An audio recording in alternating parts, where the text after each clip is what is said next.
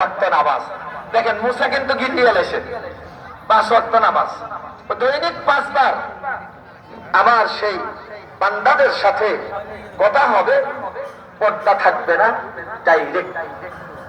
আচ্ছা, রাসূল সাল্লাল্লাহু আলাইহি ওয়াসাল্লাম গেলেন মেরাজে আসার সময় জিজ্ঞেস করছেন, আল্লাহ পাক আপনার উম্মতের জন্য কোনো হাদিয়া কিছু দিছে নাকি?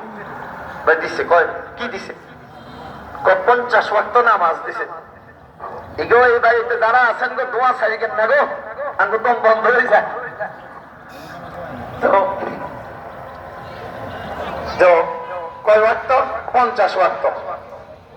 50 ওয়াক্ত নামাজ আপনার উম্মত সারাদিনে কেমনে 50 ওয়াক্ত পড়বে? আপনি জান কমান। মুসা তো আগেই ইঙ্গিত পাইয়া লাইছে, কয় ওয়াক্ত? 5 ওয়াক্ত। 9 বার পাঠাইছে। এখন আবার যখন যায় নবম বার, কয় ওয়াক্ত? 5 ওয়াক্ত। আবার জান্না করতে, আরে মুসা আপনি কি শুরু করছেন?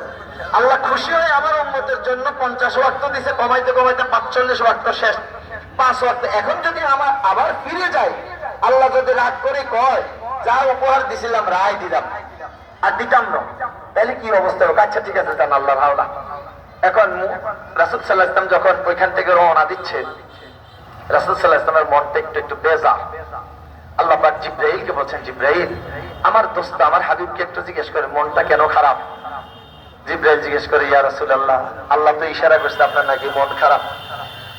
মন তো একটু খারাপে, আমি তো মেরাজ করলাম, আল্লাহর সাথে দিদার করলাম, কথাবার্তা বললাম, এখন আমি রওনা দিয়েছি, কিন্তু আমার উম্মত তো মেরাজ করতে পারবে না। তখন আল্লাহ পাক জিবরাইলকে বললেন, আমার হাবিবকে বলে দেন আমার বান্দারা দৈনিক 5 বার নামাজ পড়বে, দৈনিক 5 বার আমি আল্লাহর সাথে মেরাজ হবে। তখন আল্লাহ পাক রব্বুল আলামিন ওই আগের কথা মুসাকে বললেন, মুসা যখন আমার বান্দা আল্লাহু আকবার তাকবীরে তাহরিমা বেঁধে নিয়ত করবে, তখন সাথে সাথে সমস্ত পর্দা সরে যাবে। আমার বান্দা বলবে আলহামদুলিল্লাহি রাব্বিল আলামিন।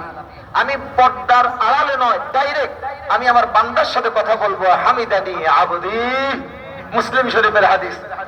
আমার বান্দা বলবে আর রহমানির রহিম, আমি বলবো মাজ্জাদানি আবদি।